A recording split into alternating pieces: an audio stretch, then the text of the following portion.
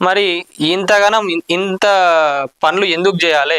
మరి అంత మీరు సంపాదించుకున్నా మరి మీరన్నా చక్కగా ఉన్నారంటే అది కూడా లేదు కదా. సో అందుకే మోహన్ బాబు గారికి సంబంధించి ఆ యూనివర్సిటీకి ఉన్న పేరు ఏదైతే ఉందో వర్సిటీ గుర్తింపును రద్దు చేయాలని నోటీస్ రావడం జరిగింది.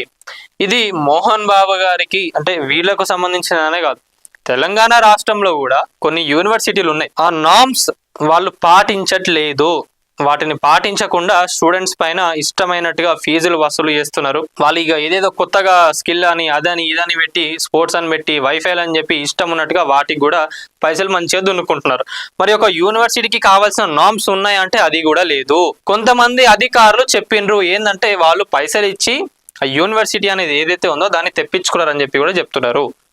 మరి ఎడ్యుకేషన్ డిపార్ట్మెంట్ పండుకున్నదా? మరి ఏం చేస్తుంది?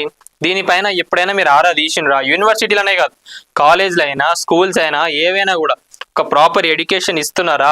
పిల్లలకు సంబంధించి ఆడవాళ్ళు ఎట్లా కేర్ తీసుకుంటున్నారు, టీచర్లు ఎట్లున్నారు, టీచర్లు స్కిల్ ఉన్న వాళ్ళని తీసుకుంటున్నారా లేదా ఏదో టెంపరరీగా తీసుకుంటున్నారా ఏందా అనేది ఎడ్యుకేషన్ డిపార్ట్మెంట్ ఎప్పుడైనా దీనిపైన కన్ను ఎర్ర చేసిందా?